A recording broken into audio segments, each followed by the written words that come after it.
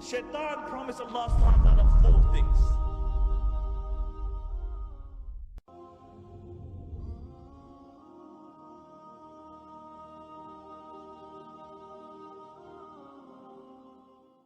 Shaitan promised Allah subhanahu wa ta'ala 4 things. He said, وَلَا أُضِلَّنَّهُمْ. He said, I will lead them astray. And you look at majority of humanity today, instead of becoming the servants of Rahman, they are the servants of Shaitan. Then he said, وَلَا أُمَنِّيَنَّهُمْ. And he said, I will give them unto their false passions and their desires. And subhanAllah, you can broadly define false passions and desires into 2. One are your carnal desires, your desire for the flesh. And you look at our society, how it has succumbed to the wish of Shaitan.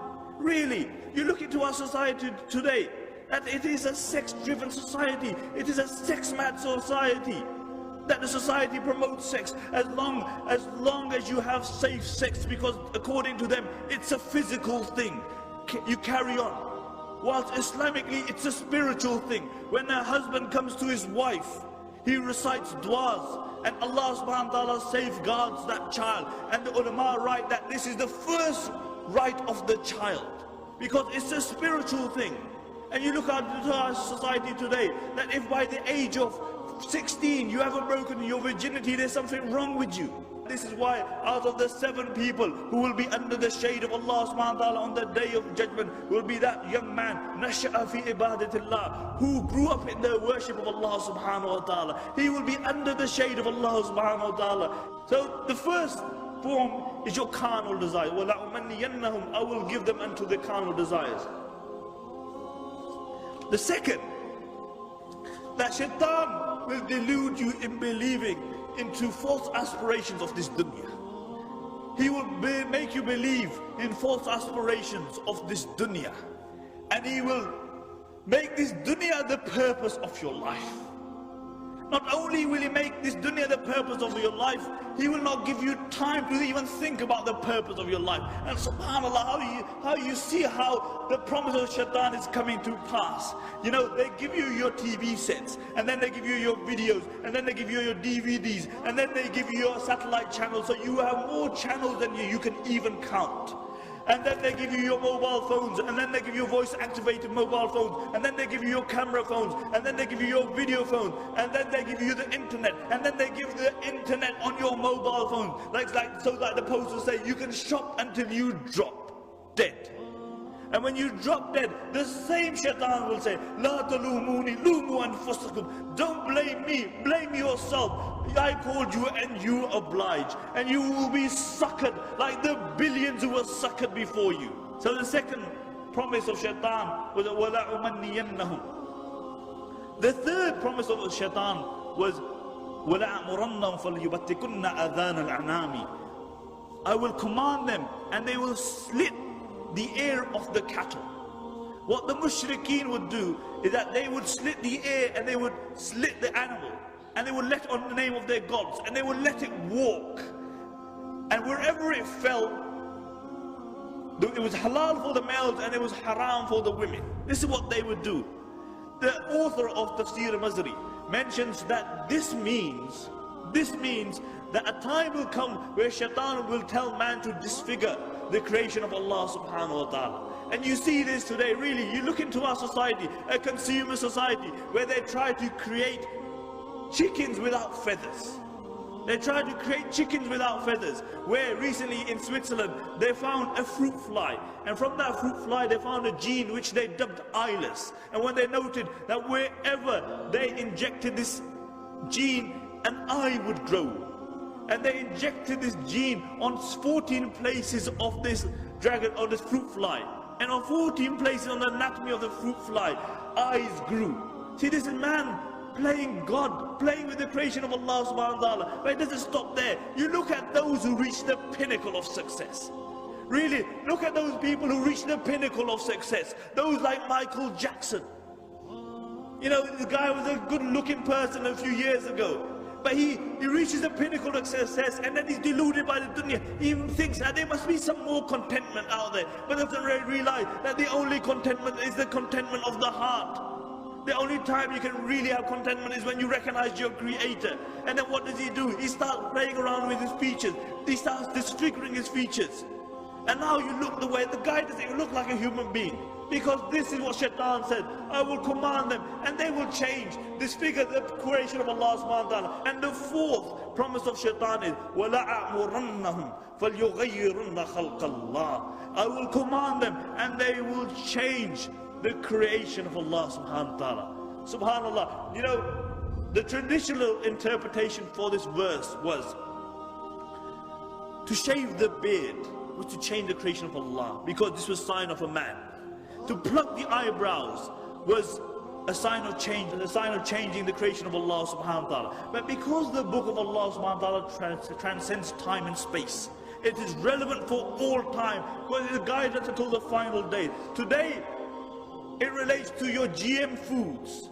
This is changing the normal process, changing the creation of Allah subhanahu wa ta'ala. See, when they take the antifreeze gene from the Arctic fish, and they inject it into your tomatoes so they have longer shelf lives, this is playing with the creation of Allah subhanahu wa ta'ala. Because believe it or not, fish don't have relationships with tomatoes. It doesn't work like that. This is GM food. You're playing with the creation of Allah subhanahu wa ta'ala. And look, what could be a greater change in the creation of Allah subhanahu wa ta'ala? What could be a greater change in the creation of Allah subhanahu wa ta'ala? That a man transforms into a woman, and a woman transforms into a man. And this was the fourth promise of Shaitan. And you see it coming to pass today. What greater change could there be? That a man becomes a woman and a woman becomes a man. And Shaitan says, I will command them and they will change the creation of Allah subhanahu wa ta'ala. And then the Prophet ﷺ said, hold on to the book of Allah. فِي نَبَأُ مَنْ كَانَ قَبْلَكُمْ وَخَبْرُ مَا بَعْدُكُمْ وَحُكْمُ مَا بَيْنَكُمْ. And the book of Allah subhanahu wa ta'ala is a hukm between you. It is a thing which passes verdict between you. هُوَ الْفَصْلِ لَيْسَ بِالْحَصْلِ. The Prophet ﷺ articulated this 1400 years ago, that when the Muslims will think that their honor lies somewhere else, that Allah will disgrace them. Look at the Sahaba radiallahu anhum. These were a group of people who were regarded by the rest of humanity as asfal safilin. And then the Prophet ﷺ came and he transformed these people. He brought an impetus, he brought a drive, and this was Islam. And then these very people who were regarded as the worst of people became the best of people to walk upon this earth after the Anbiya alayhi salatu wasalam. What was it? It was Islam. See, for other people, other philosophies will work. For other people, other ideologies will work. But for the Muslims, nothing besides Islam will work. Because this is ummah regarding what the Prophet Allah subhanahu wa ta'ala articulates in the Quran. كُنْتُمْ خَيْرَ أُمَّةٍ أُخْرِجَتْ لِلنَّاسِ تَعْمَرُونَ بِالْمَعْرُوفِ وَتَنْهَوْنَ لِلْمُنْكَرِ. That you are the best of creation. You are taken out for mankind. Now, if you think that your Izzah lies in some other philosophy and ideology, you're deluded.